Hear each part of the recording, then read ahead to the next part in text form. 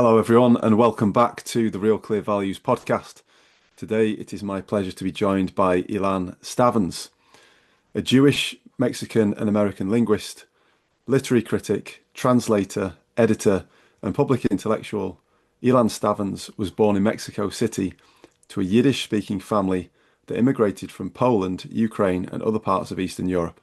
A New York Times best-selling author, the recipient of many awards and honors, and the Lewis Sebring Professor of Humanities and Latin American and Latino Culture at Amherst College, he has published children's books, plays, graphic novels, cookbooks, and dictionaries. He has translated Jorge Luis Borges and Pablo Neruda into English, Emily Dickinson and Elizabeth Bishop into Spanish, Isaac Bashevis Singer from Yiddish, Yehuda Halevi and Yehuda Amichai from Hebrew, and Don Quixote de la Mancha and Alice's Adventures in Wonderland into Spanglish. His books include On Borrowed Words, A Memoir of Language, Gabriel Garcia Marquez, The Early Years, Don Quixote, The Novel and the World, and Conversations on Dictionaries, The Universe in a Book. And most recently, he has compiled an anthology on America's Wrestle with God, entitled A Nation Wrestles with God, American Prophets, Philosophers, and Firebrands. Ilan, welcome to the Real Clear Values podcast. It's such a pleasure to be with you in conversation. Ilan, this book is fascinating to me. This very concept of a nation wrestling with God. We read throughout history and throughout religious texts about individuals wrestling with God.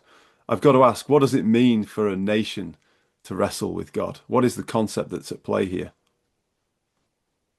The concept of the book is that the United States, from the very beginning, sees itself as exceptional, as leading the world morally and politically and economically, in that many of the aspects that make it exceptional also make it the subject of envy, one of them being individualism. This is a country where the individual is put ahead than the community. And the more you present yourself as unique, and the more that you emphasize that individuality, the more you're celebrated in a country like this. And yet, it is also a communal country, a country that wants to be seen as preferred by God. In the second paragraph of the Declaration of Independence, it stated that this is a nation endowed by their creator, meaning that not only has it been chosen by fate, but God has a particular kind of preference for the United States, or that is at least what Americans think themselves as. And I'm an immigrant from Mexico. I arrived to this country in the 1980s. I've been fascinated by the complex position of religion in this country.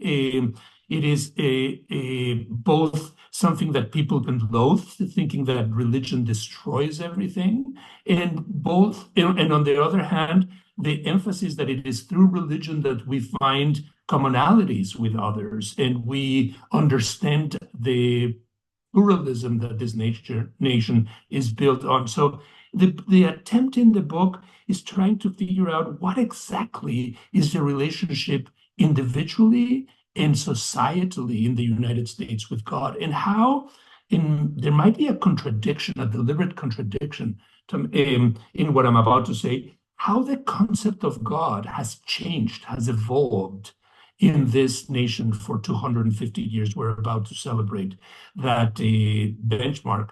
And if so, then God is historical because it changes, that entity changes in the perception that the society has. And that is what the book emphasizes, that it's really a relationship with God, but that God mutates depending on who's looking at it and what the preferences of the nation are at that particular moment.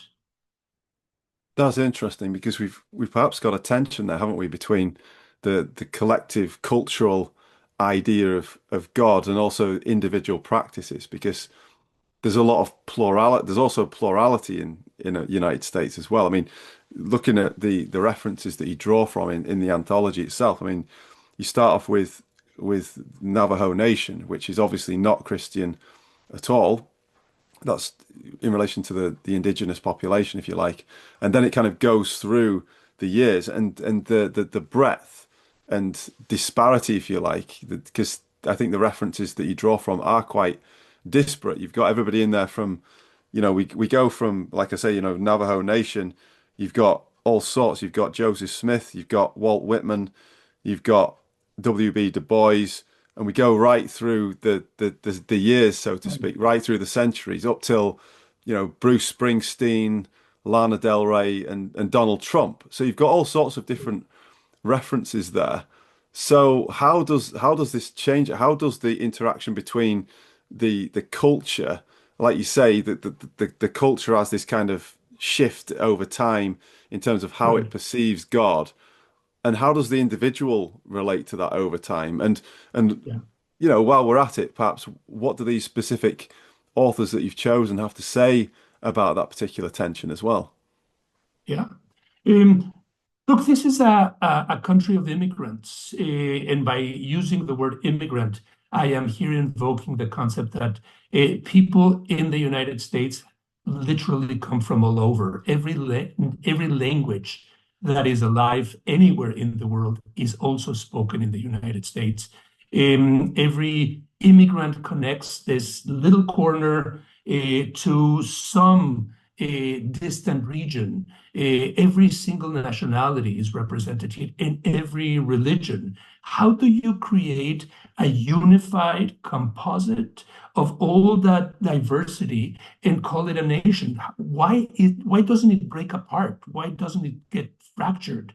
One of the main questions that the anthology wants to answer is it true that no matter what religion you have, because this country started as Protestant, we're all more or less Protestant? We're by default connected with that vision that the founding fathers have. More complex, for me at least, is the question when somebody in the United States that is Christian, Catholic in particular, or Jewish or Muslim say that they are praying to their God. Is everybody here praying to the same God? Is there only one God? Or are there many gods, each of them connected with their own religion? And if that is the case, then we can't really talk about an omnipotent, omnipresent, ubiquitous God, but as a plurality of gods, which might in and of itself defeat the idea of a supreme being. To me, the way each individual, from Whitman and Emerson and Thoreau in the 19th century, they called themselves the Transcendentalists. They were the first to be influenced by Buddhism and Hinduism, and they were certain that God was nature and nature is God, and everything around us in a pantheistic way is a manifestation, a symbolic presence of that God. To others who believe that you can only find God in a church or in a mosque or in a synagogue, and that it is either an abstraction or a representation of the Trinity. There are many ways that people talk about God, and we try to find some kind of glue that brings us all together. This is a country, in fact, that to me seems obsessed with the question of God. We have in our currency, there is "In God We Trust" in every dollar bill. There's a big eye in the back of a dollar bill that supposedly is the eye of a mystical God that is seeing us. Every speech by a politician ends with "God bless America." Even by Donald Trump, who can be very manipulative about visions of God, and for many, many years didn't even connect with anything that had any relation with religion. Here, the uses of God sometimes supersede the actual feeling for God, because that God or pluralities of God bring the nation together, make them feel that we are special, that we have this unique mission. in that we are descendants of that biblical story of Canaan, the promised land where everything starts anew and everybody's truly given a responsibility in a task and a fate. All that might simply be ideological. We're convincing ourselves that we are unique, and we're pushing ourselves to be above everybody else by presenting that vision of that uniqueness. In this particular moment, it might be that we are witnessing the decline of the American empire, the decline of that connection with God, and the feeling that this nation cannot really go on in this very polarized way between those that believe and those that don't believe, or those that have a supremacist vision of how their religion should be the one that permeates everything. And I think a significant example of that was a recent fight between President Trump and Vice President Vance and the current Pope, who happens to be an American too. And the Pope says, this God, the God of Americans, is not a warmonger, whereas Trump and Vance absolutely want to persuade the population that this God is in favor of going against Iran and against the Palestinians and in other parts of the world. So those two visions are already examples of the kind of bipolar way that Americans look at the presence of God and how they manipulate it or are manipulated by it. Yeah, it's interesting because you mentioned that, and it actually made me think immediately of there is another reference. There is a very interesting reference. Like I say, there's the sheer disparate nature of the names on this list of authors that you include in the book. It makes for an interesting read in and of itself. And one of those authors, one of those names, is the author of who I'm groping for at the moment is the author of the book Dune, Frank Herbert, and and that is very much focused on, as I understand it anyway, it's very much focused on the weaponization of this messianic identity and mission, isn't it? Because it's not to say that there isn't truth in those things, right? But it's to say that you should be careful because actually people can manipulate and usurp these particular ideas Yeah, to yeah, obtain power and manipulate other people. You know, this idea of kind of a holy war, so to yeah, speak, can be very powerful. It's not to say that there isn't merit in certain actions being taken for certain purposes, but once we start to get into, or once leaders start to get into the the mode of talking about their particular causes in with religious language as being a God-given mission, then it can be very dangerous, and yeah. people have to be very careful because then we can We stray don't, from trying to do the right thing, so to speak. I mean, FDR and Churchill invoked religious language when they were against Adolf Hitler, and I'm not to say it's right, not to say that there aren't merits in what people are doing right now, but what it is to say is that we have to be very careful, don't we, about how that language is used in right. pursuing a particular path, and also we as the electorate, if you like, the populace, the citizens in democratic societies, how we are influenced by that language as well.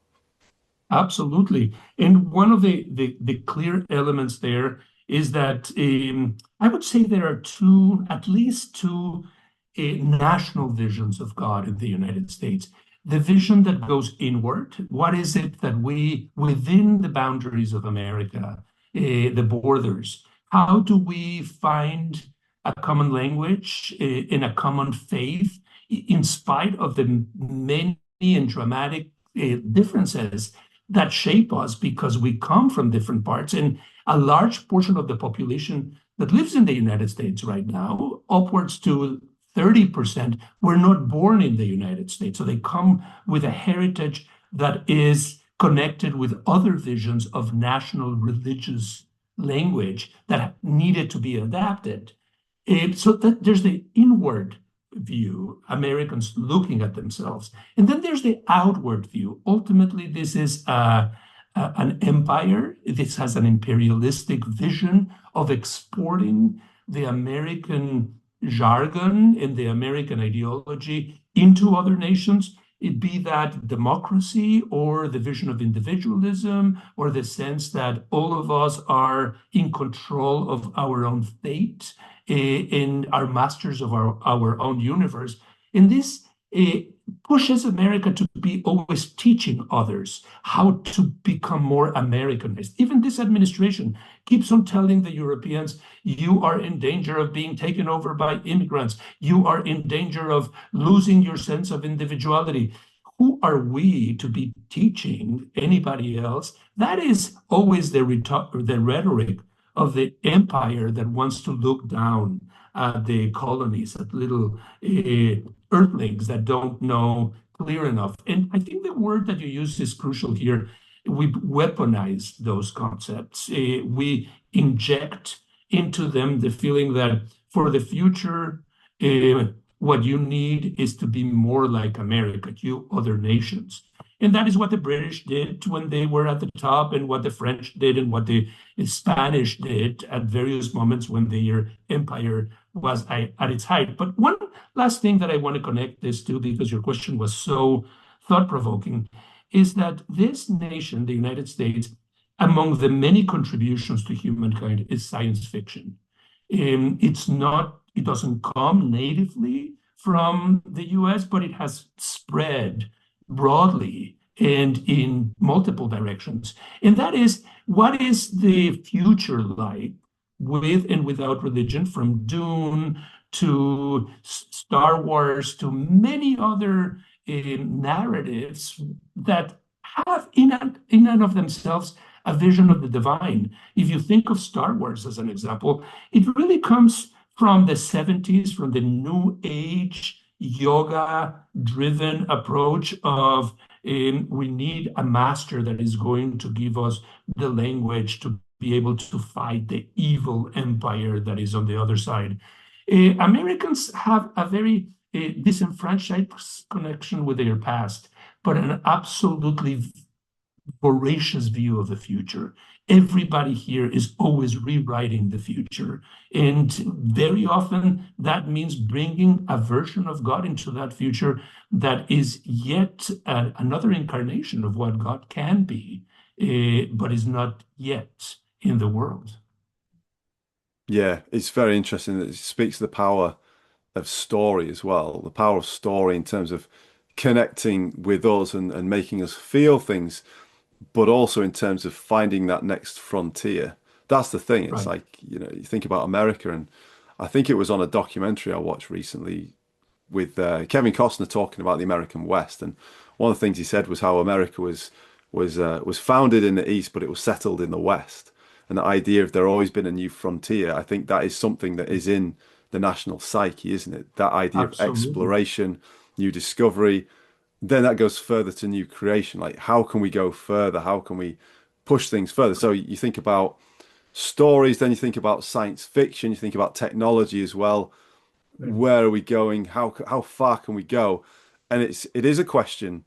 It is a question of values, isn't it? It's a question of, to what end are we doing all of this? What actually do Sure. we want to achieve? Do we end up actually in the pursuit of God, something that is, some omnipotent being that is higher than us, that knows better than us, that has a better way than us? Or are we creating a Tower of Babel to aggrandize Right. ourselves and turn Yeah. ourselves into would-be gods, as it were? Yeah. So some big It, questions. it, it's a huge question, and it's an essential question. In many ways, the story of America is the story of how America narrates its own story to itself and to others. And you are absolutely right. There is in the American narrative always the idea of going to a frontier that has not been colonized. And that can be technology, that can be the future, that can be science, that can be simply territorial. You go beyond your own borders to Hawaii or to Puerto Rico or to wherever, Greenland and Iceland in the current debate. And the narrative is always impatient. It's restless. It wants to not stop. It wants to digest the future even before the future unfolds before us, and it always needs an antagonist. It has an evil force that needs to be destroyed. That evil force can be China or Russia, or can be ignorance, or can be a pandemic that needs to be tamed. There's always this rallying of Americans to be able to show the world that they can volunteer to defeat an aspect of humanity that is bringing us all down, and that we Americans are sacrificing ourselves before everybody else in order to open these doors anew and take us to places that we've never been before.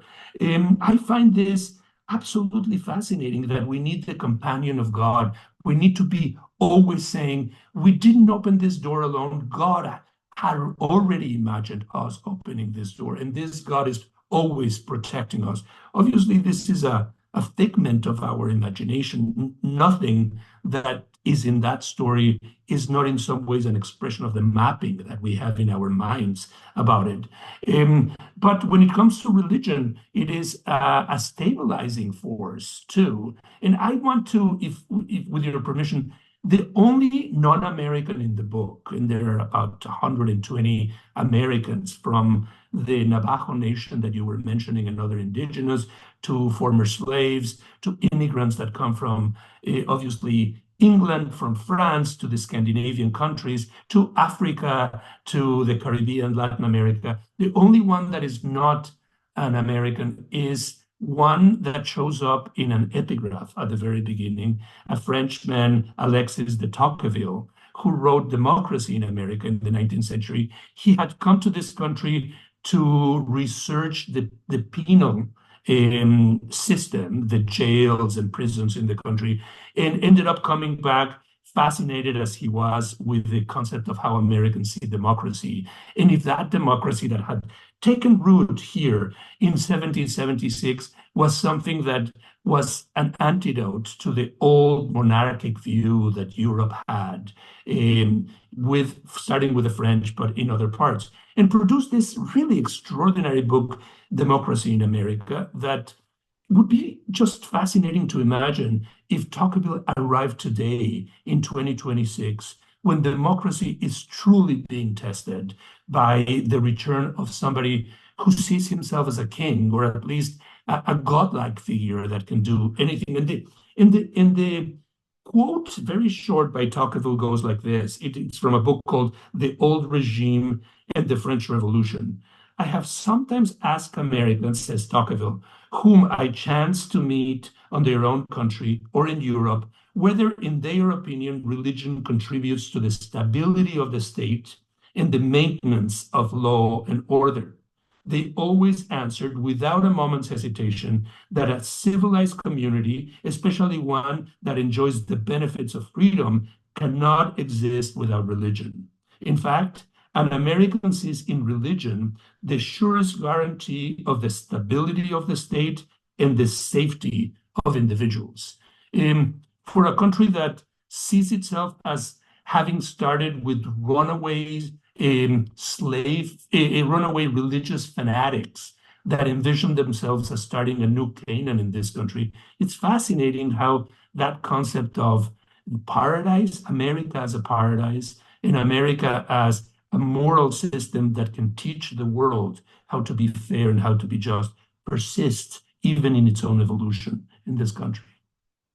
Yeah, it's interesting. That there's certainly a lot to unpack from that, isn't there? And I mean, I think about this in terms of, America, the idea of America as a promised land. I mean, the religious faith that I come from is the Church of Jesus Christ of Latter-day Saints, otherwise known as Mormon. And what's interesting to me, I was talking with someone about this the other day, actually, and people overlook this because they don't always pay attention to the details. But if you read, you cite from the Book of Mormon in the Yeah, book. So you have a passage from the Book of Mormon. The Book right. of Mormon's interesting because it actually teaches that America is both blessed and cursed. Yeah, So it doesn't say that it's blessed and that's it, land of milk and honey, and that's the be all and end all. It says that it's both blessed and cursed. And whether it's blessed or whether it's cursed depends on the conduct of the people that are within the country. It depends upon Right. the conduct, right? So there's a responsibility. Okay, there's a responsibility that's given to the inhabitants of the land. It is a plenteous land. There's a lot of natural resources there, a lot of opportunity, there had been a lot of new frontiers and still a lot of space there and opportunities to develop new things. But actually, whether or not it's blessed or cursed depends on people's behavior.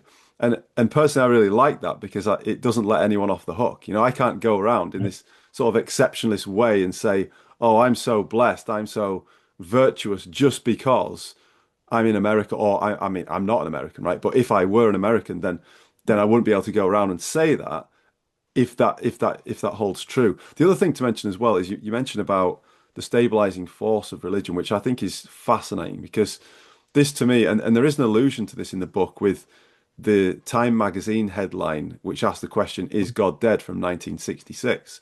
Well, this is almost a callback to Nietzsche, really, isn't it? And Nietzsche in the 19th Absolutely. century and his declaration of the madman in the Gay Science, the book The Gay Science, his declaration that God is dead, that we've killed him, we are the murderers of all murderers, etc., etc. And so Nietzsche, who hated Christianity, he believed that religion was a stabilizing force because it gave this structure of values, which I think is so interesting. And I think as Nietzsche's writing develops and he gets into, by the time he writes The Twilight of the Idols, he's he's talking about how morality is embedded into English institutions. He doesn't really like the English, but he makes specific reference to the English and how morality is so heavily embedded in English institutions that the Englishman can be a Christian, live by Christian values, that is, without even realizing it. And there's this statement that he makes at the end of this little section in the book where he goes along the lines of, for the Englishman, morality is not yet a problem. And it's almost haunting in a way because you look at it now and you think, well, maybe it's a problem now. Maybe there is a point at which we don't have any value. So again, there is a tension, isn't there, between this sort of macro view of we are the chosen people, therefore we're right, and everyone else should just fall in line, which is often weaponized politically and used by political actors to obtain power, to manipulate, to coerce, to dominate, etc.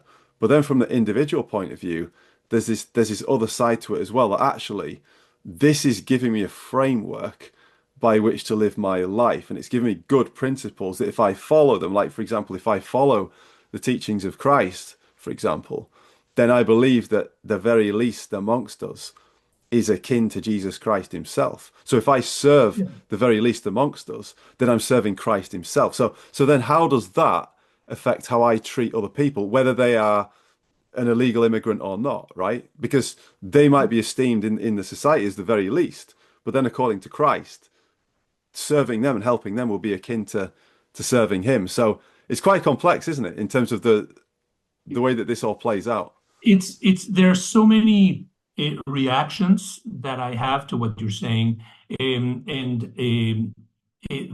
from the personal reflection that you made at the beginning on Mormonism to the very view of Nietzsche and the connection with the British. But let me offer three brief ones. The first one is that in reaction to the description that you made of the Book of Mormons, or in as a complementary side. I, as you mentioned at the beginning, come from and was raised Jewish. And within the Jewish tradition, and there are many currents in that Jewish tradition, some more intellectual, some more mystical, and so on. There's one that suggests, connected with the Kabbalah, that every individual that is born has a neutral soul.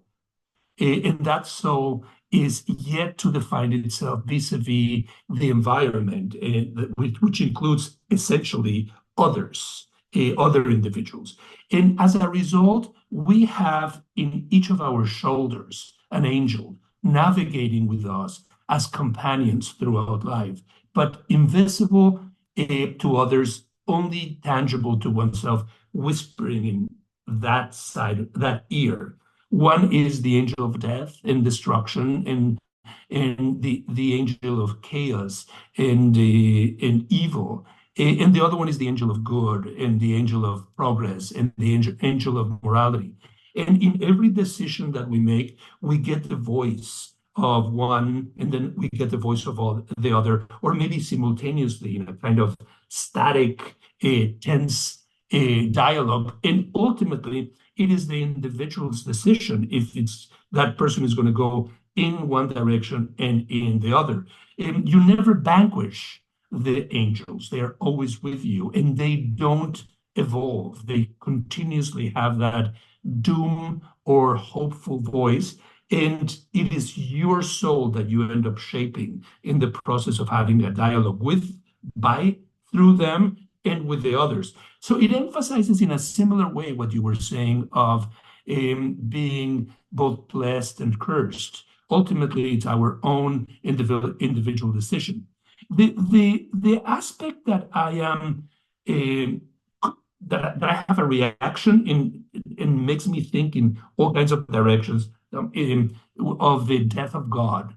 There is a play that, and it's also excerpted in the book by the Nobel Prize winner and Auschwitz survivor Elie Wiesel. And it's a play where a number of different inmates in the barracks in Auschwitz, in a moment of desperation, decide to put God on trial. There are those that are going to defend God in the barracks, and there are those that are going to attack and even move away from God. And the entire play is a debate between the argument in favor of keeping God next to you in this desolate, tragic circumstance in which you exist, and the ones that say, God has betrayed us, God has forgotten us, we don't need God, we would be better off without God. They go back and forth throughout the play, and eventually the trial has to come to a conclusion, and they find God guilty of having not done its own responsibility. But what's fascinating about the play is that immediately after that, everybody, left and right, starts praying as a result of the decision that they have come to, that the relationship with God in this very extreme, inhumane circumstance is just impossible. That God has forgotten them, and yet they still need God, or at least a form of prayer that will give them the hope and not leave them in absolute silence and alienation.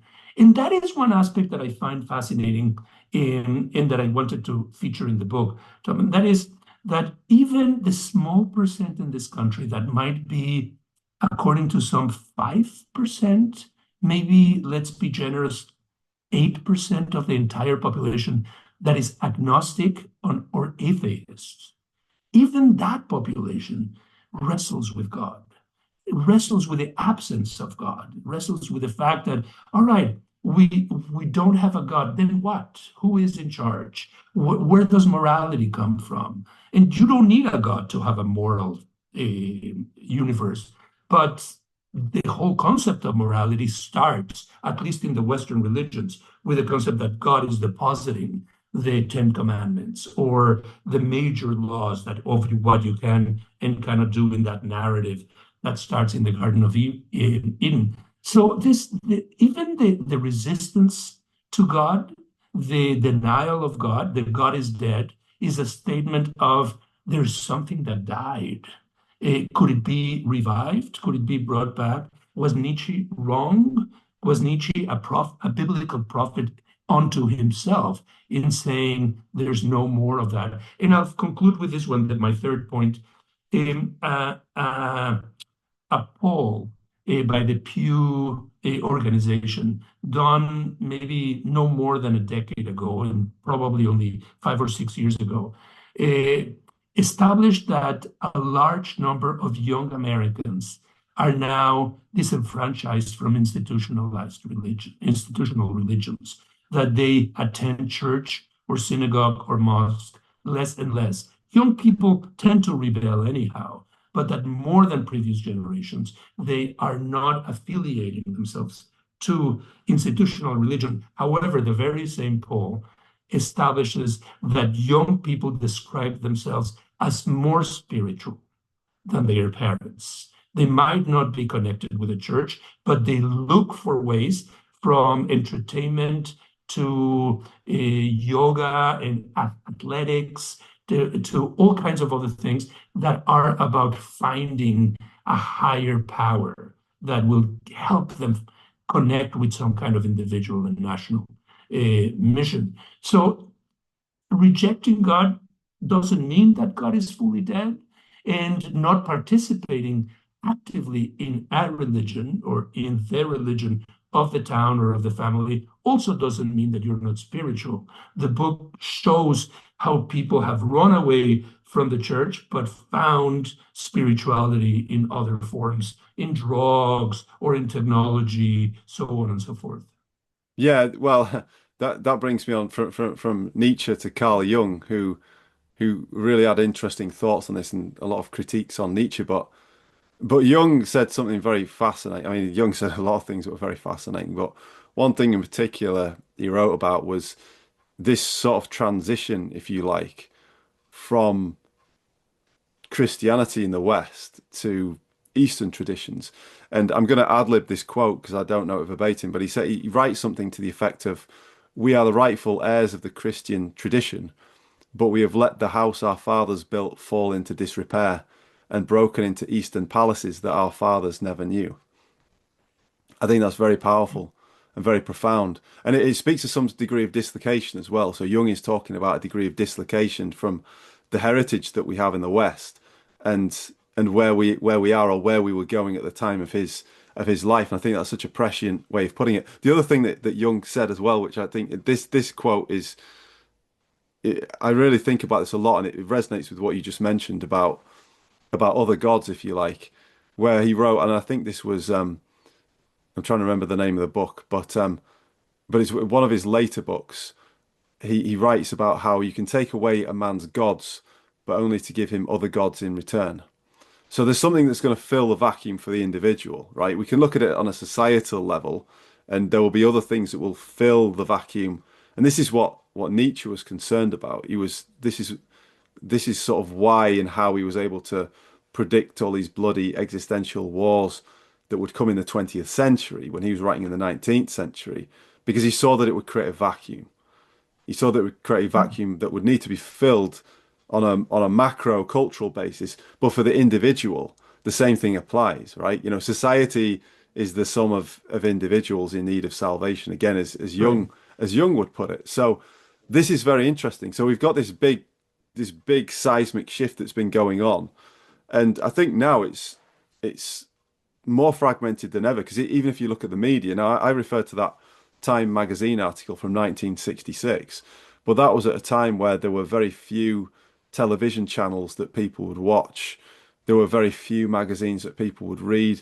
There was no internet. There was certainly no YouTube. I mean, now you can stay in your own little bubble and consume on the basis of your own interest entirely and never stray outside of that bubble. So you can, if you're a religious person, you can consume entirely religious only content or things that agree with and don't contradict your view of the world, and the same with politics as well.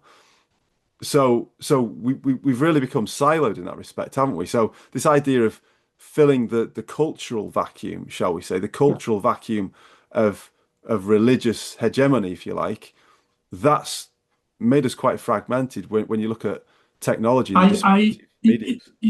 you know, one of the aspects that the book wants to stress is that the the search for the divine, whatever aspect of the divine we will ultimately embrace, is pertain us all. And even within one's life, you can go through periods of rejection and embrace and back to rejection. We are not static individuals. When we talk about Jung or when we talk about Nietzsche, we ourselves are recognizing that the early Nietzsche has a particular view of the world and evolves that is different from the later Nietzsche, and the same thing with Jung when he's closer to Freud, and then the Jung that is much more embracing of Eastern religions. I think that one of the aspects that attracts me very much in this whole national search that is made of individuals is how the American scientist has looked for God. This is a country that opened its doors to figures like Einstein, who was a skeptic when he was a young man. And then there's a beautiful letter in the volume where he talks about God liking to play the lottery or liking to play dice, and that things are random, but the randomness is not quite so. There's a faithfulness in the randomness. And then there are others like Stephen Jay Gould who look at the evolution, the Darwinian the evolution of nature, the social Darwinism, and see in it also the imprint of a God that is telling a larger story. As in this case, God is, I've always thought, this comes from Borges, that the vision that we have of God is defined by how we approach life. And the novelist sees God as a novelist, and the plumber sees God connected with water, and the carpenter with wood, and so on, the doctor with healing. And one of the aspects that the scientist does is that he sees God as a magisterial intelligence that likes repetition, that likes trial and error. But ultimately, it's inexcrutable. It's a big secret and a big mystery. So it's the varieties of the religious experience, and that is the title of one of the famous books written in the United States by the brother of Henry James. The varieties of religious experience are really quite open in different directions. And it is this sum of parts, the e pluribus unum of America, that is constantly writing one story that is made of many, many stories, stories that are diverse and stories that are defined by the times in which they are made. And just to conclude this part, Einstein was an immigrant, and Stephen Jay Gould was the son of the immigrants. And all of these immigrants ultimately come here with their own vision of God, at least the parents' vision of God, and then they revamp that vision of God at some point and offer a new version. So there is something both global and local in the American search for the divine. There's something that has to do with the individual and it's societal as well. But ultimately, I would bring here Wittgenstein, one of my favorite thinkers. I think that whatever and wherever we're exploring God, God is a word, God is addressed through language, and ultimately everything that we do with religion, as with many other aspects of life, has to be narrated, has to be told in some way, and it can also be reduced to how we narrate it. It is in the language, and without the language, what is God? Is God silence altogether? The absence of narrative? Is that what the beyond is about? Yeah, I'm glad you made that point about Wittgenstein because I think that's fascinating in terms of language and the importance of language. I would say as well from I suppose a faithful perspective also, we have the language of prayer and how and what we pray for. And I've heard of specific instances of people who've been praying for a particular thing for many years and have never got an answer, so to speak. And it's almost like to them it's felt as though God's been silent on the matter. And then they've changed the language, they've changed the wording, and all of a sudden they've got this inspiration. So the words matter. And I think if we're going to talk about the religious experience, we're going to talk about scripture, for example. I've had guests on here who've talked about the nature of scripture and how actually any scripture that you have access to has been mediated through the mind of a man. So Absolutely. and so that person, that man, usually it's a man, has then received that inspiration and then had to take it from inspiration into written form to then Right. transmit to other people. So Right. in some respect, it's almost like a game of spiritual or divine Chinese whispers, right? Because it goes from inspiration to reception to transmission to then reception and then potentially transmission, or well, it will be transmission to Yeah. elsewhere because we teach each other and we share these ideas, whether it's on social media or in church classes And or whatever.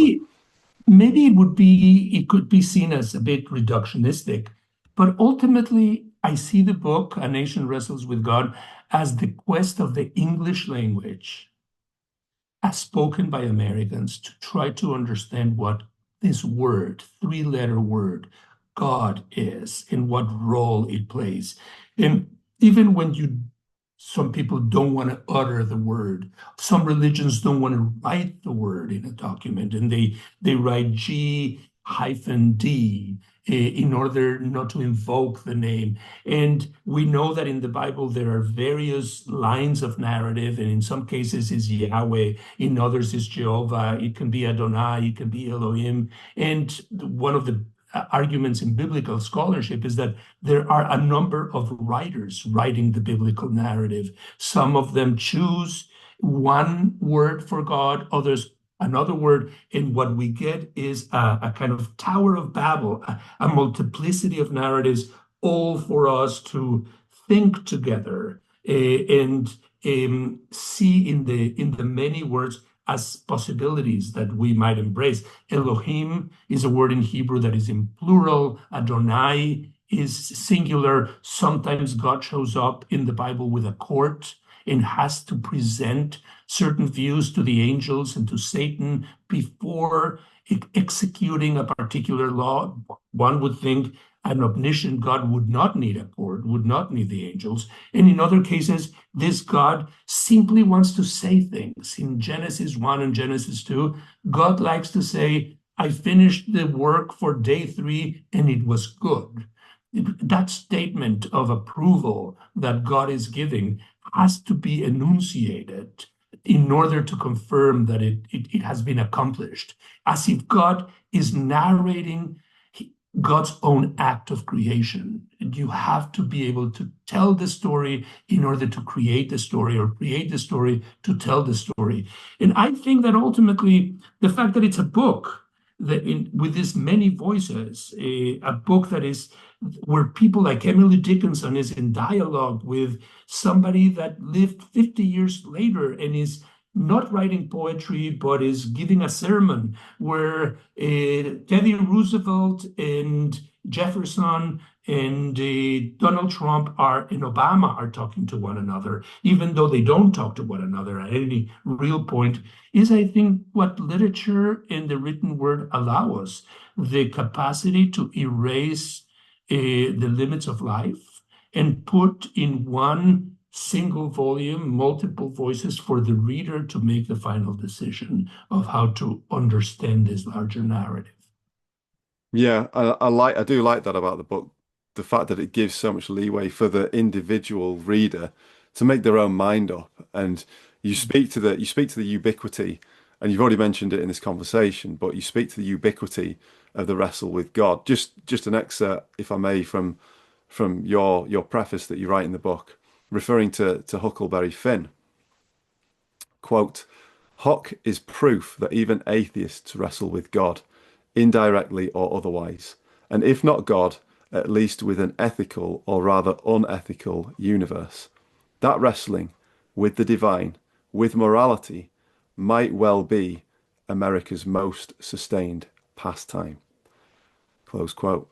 So I've got to ask you now, Ilan, who are the American prophets, philosophers, and firebrands of today? Wonderful question. I think the American prophets, the philosophers, and the firebrands, in a country of influencers, in a country where everybody thinks they have a voice and that voice should be heard, is in the cacophony of the American conversation that we're engaging in. It seems that we have created a technology that, rather than amplify individual voices, ends up sinking them and erasing them by virtue of the amount that is coming out all the time. Everybody in this country has an opinion. Everybody wants attention. Everybody thinks they know what the dilemmas, the crucibles, the challenges are. We used to live 300, 400 years ago in periods of time where education was not available for everybody, where reading was the exclusive to a small elite. We have democratized education, we have democratized science and technology, and now we are overwhelmed by the screaming and shouting of people, everybody calling attention to something unique. Democracy, by definition, is rowdy and messy and chaotic. But democracy can also perish because people stop listening to one another or are simply speaking over the voice of other people. My biggest fear, Tom, is that people speak out. They think they are the prophets, but we have lost the capacity to listen, to sit back and hear authentically, valuing what other peoples are saying. Everything comes in the form of a snippet of information that you scroll through, that comes with a video or with some music and you like or you don't like. I think we have become finicky, we have become impatient, we have become less of sustained thinkers and people that are looking for faith that can be shared with others. And we want to reduce everything to one little fireball of information. That is a big fear that I have. At 65, I spend as a teacher a lot of time with extraordinarily talented, creative, and intelligent people who can be very impatient with opinions that are not like theirs. They want to censor those opinions and will only ratify and like those that think like them. And for a democracy, especially a democracy that is also pluralistic in terms of religious backgrounds, all of us need to listen.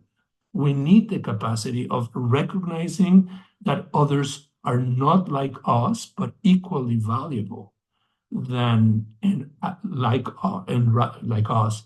And I think that the purpose of the anthology is to say, look at this plentiful, this polyphonic tradition that we have. I, as an editor, don't want to tell you how to read Emerson or don't want to tell you how to read the most recent poet. That's up to you. My role is to present those texts, put them in front of your eyes, and hope that the experience of finding them will be meaningful, and eventually something will come out of them.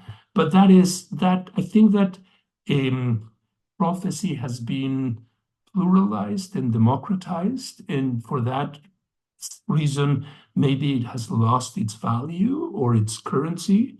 And I think that mainly is the absence is in the incapacity to listen to others. Yeah, that's a really good way of putting it. And I think your book gives us an excellent invitation to read and, if you like, listen metaphorically to opinions, viewpoints that aren't the same as we hold, try to make sense of them. So listen in that respect in terms of holding space for others and taking what they've got to offer and assessing it on its own merits. And also, like you say, receiving signal in the midst of the noise.